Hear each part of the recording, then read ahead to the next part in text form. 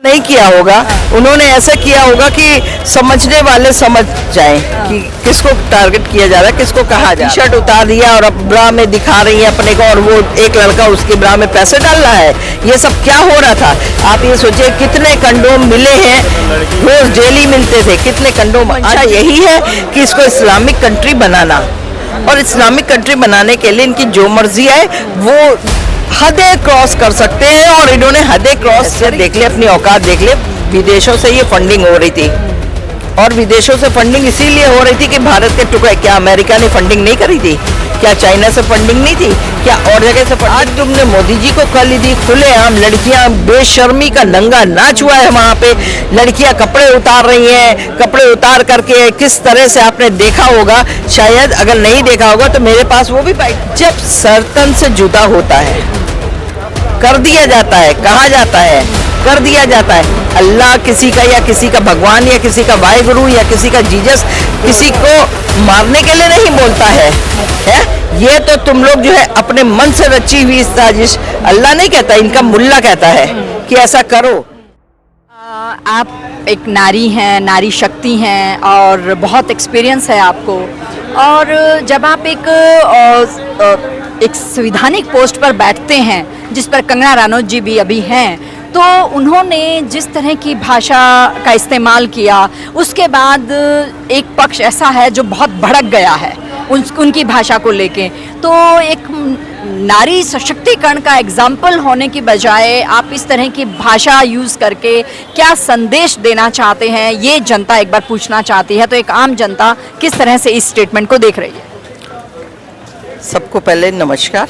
दूसरा ये है, मैं नारी हूँ, नारी सशक्तिकरण भी है, हमारे अंदर भी वो जज्बा है। और उसके साथ साथ आपको बताती हूँ कि कंगना रनावत ने अगर जो भी बोला है, सबसे पहले तो ये बताना चाहिए कि वो कौन सा वो एक तबका है जिसके लिए बोला गया, और जिसके लिए बोला पर्टिकुलर उस तबके के लिए बोल देते ना, उन्होंने सबको इंक्लूड कर दिया जो उनकी स्टेटमेंट है।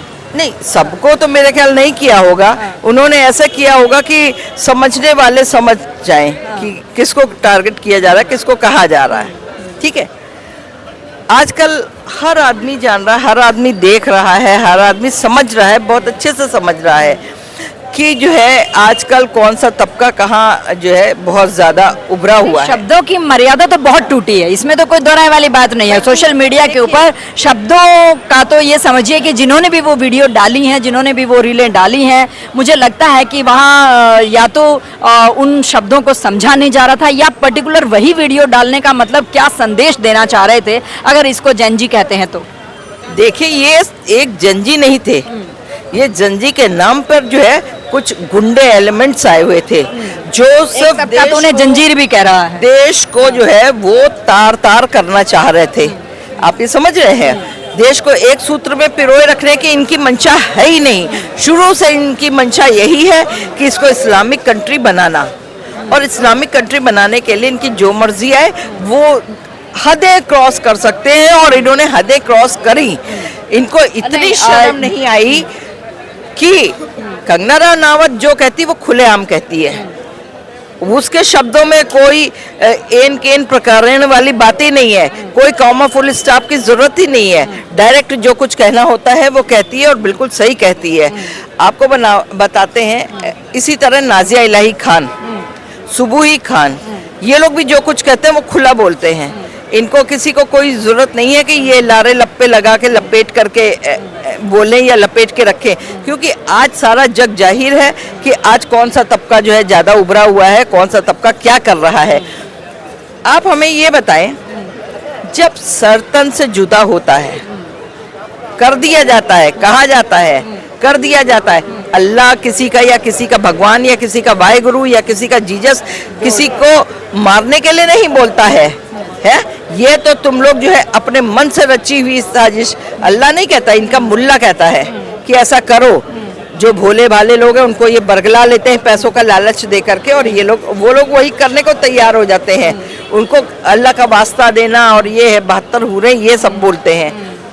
आज आपको ये बता दें कि वही लोग, जंजी में कौन आए था, वही आए थे जंजी में, वो जो खाना खिला रहा था जुनैद की क्या औकात थी खाना खिलाने की? एक खाना तो एक- बांटना बहुत बड़ा पुण्य का एक- काम है, सुनिए, ये कहा जा रहा है। पुण्य का काम है, हम मानते हैं, पानी पिलाना भी बहुत बड़ा पुण्य का काम है, ठीक है, लेकिन आप अपनी जेब से पिला रहे थे। आप सर, ये लोग, जो लोग देख रहे हैं, जो लोग बोल रहे हैं, जिनके मुंह से ये वाणियां फूट रही हैं, मैं उनसे पूछिए कि वो अपनी जुनैद अपनी जेब से कहा, जिसकी एक रिपेयर की, हम कह रहे चलो ऑटो, वो सॉरी मोबाइल की शॉप है, वो सेल आउट करता है मोबाइल, हम ये भी मान लेते हैं, लेकिन इतना बड़ा जो आदमी नहीं था कि वो 10 लाख रुपए पर डे का जो है खर्चा लोगों का उठाता। अपना घर देख ले, अपनी हैसियत देख ले, अपनी औकात देख ले, विदेशों से ये फंडिंग हो रही थी, और विदेशों से फंडिंग इसीलिए हो रही थी कि भारत के टुकड़े, क्या अमेरिका ने फंडिंग नहीं करी थी? क्या चाइना से फंडिंग नहीं थी? क्या और जगह से फंडिंग नहीं थी? हर जगह से फंडिंग हो रही थी। नहीं, इस चीज का अभी कुछ क्लियरिटी तो नहीं आई है ना। क्लियरिटी बिल्कुल आ रही है, और आगे भी आ जाएगी, और मैं कह रही हूँ कि आपको खुद पता चल जाएगा, उस दिन आप आके मेरे को खुद बोलेंगी कि आप सही कह रही थी। ये इत्तेफाक भी है कि मेरे मुंह से जो शब्द निकलते हैं वो सही निकलते हैं। इन बेशर्मों को शर्म नहीं आई? अगर कल को तुम्हारे मरे हुए माँ बापों को कोई गालियां देता है तो कैसा लगेगा तुम लोगों को? मोदी जी एक इतनी बड़ी ऊंची पोस्ट पे बैठा हुआ इंसान है, और हम कह रहे हैं ऊंची पोस्ट पे बैठे हो या नीचे पोस्ट पे बैठे हो। जवान अगर वो बच्चा हो गया तो उसके शब्द, उसकी जबान भी इतनी ज्यादा जवान होगी कि वो बिल्कुल बेलगाम हो गई। बिल्कुल, ये संस्कार, जब बच्चा छोटा होता है, छोटा सा बच्चा तो गाली देता बहुत अच्छा लगता है, ठीक है, नहीं, उस टाइम भी माँ धमकाती ही है, नहीं बेटा ये तेरी भाषा नहीं है। कुछ रिश्तेदार या कुछ जानने वाले या अड़ोसी पड़ोसी उससे तोतली भाषा में सुनने में उनको अच्छा लगता है, लेकिन माँ फिर भी कहती नहीं बेटा, छी छी, गंदा बात नहीं करते हैं। उसका तो वही बच्चा बड़ा होकर धीरे धीरे, आज तुमने मोदी जी को गाली दी खुलेआम, लड़कियां बेशर्मी का नंगा नाच हुआ है वहां पे, लड़कियां कपड़े उतार रही हैं, कपड़े उतार करके किस तरह से आपने देखा होगा, शायद अगर नहीं देखा होगा तो मेरे पास वो भी बाइट पड़ी हुई है कि जिसमें जो है पूरा उन्होंने अपना टी शर्ट उतार दिया और अब ब्रा में दिखा रही है अपने को, और वो एक लड़का उसके ब्रा में पैसे डाल रहा है। ये सब क्या हो रहा था? आप ये सोचिए कितने कंडोम मिले हैं, रोज डेली मिलते थे, कितने कंडोम आज भी मिले हैं, और ये सब चीजें जो है ये क्या कहला रही थी? कंडोम की वहाँ क्या आवश्यकता थी? आप जनजी थे, आप स्टूडेंट के लिए नीट के एग्जाम के लिए जो है गए हुए थे, या नीट छोड़ दीजिए और भी कोई एग्जाम अगर आपके ओपन हो जाते हैं पेपर देने से, हमको मालूम है कि जो बच्चे प्रिपेयर करते हैं और प्रिपरेशन के बाद उनको जब एक बार वो होता है तो एक सेटबैक होता है कि हमने इतना तैयारी की, अब अगला कब तक का हम तैयारी करेंगे और कब होगा पेपर या नहीं होगा जब लीक आउट होते हैं। तो इन चीज़ों का दुख हम मानते हैं, लेकिन उसमें स्टूडेंट कर रहे होते तो वो बात जायज़ थी, लेकिन स्टूडेंट को भी ये परमिशन नहीं थी कि आप जो है मोदी जी को गाली दें। आपको मालूम है उसी बीच में कुछ यहाँ पे ऐसा इंसिडेंट भी हुआ था जिसमें लोगों ने, अभी 2 साल हुए, मेरी माँ इस शरीर से इस दुनिया में नहीं है। 2024 को 7 जनवरी 2024 को जो है वो परलोक सिधार गई थी। मेरी माँ को इतनी गंदी गंदी गाली उस तबके ने दी है, उस तबके वालों ने क्या क्या नहीं कहा मेरी माँ को। आप क्या समझ रहे हैं कि हम उनको कभी छोड़ेंगे? हम नहीं छोड़ेंगे, हम ऊपर वाले से दुआ करेंगे। जिसको ये अल्लाह कहते हैं ना, वो मेरा जो है शिवलिंग है वहाँ पर, जिसकी ये पूजा करने जाते हैं। मैं मक्का मदीना में यहीं से बैठ करके गुहार लगाऊंगी कि जिन लोगों ने मेरी माँ को गंदी गंदी गालियाँ बोली जो इस दुनिया में नहीं, जिन लोगों ने मोदी जी की माँ को गंदी गंदी गालियाँ दी जो वो भी शरीर इस दुनिया में नहीं है, जिन लोगों ने मोदी जी को दी, जिन लोगों ने हमारे योगी जी को भी बहुत कुछ कहा है, जान से मारने तक की धमकी दी है, आपको बता दूं कोई सुखी क्या, इतनी बुरी बुरी मौत ये लोग मरेंगे कि खुद में मरेंगे।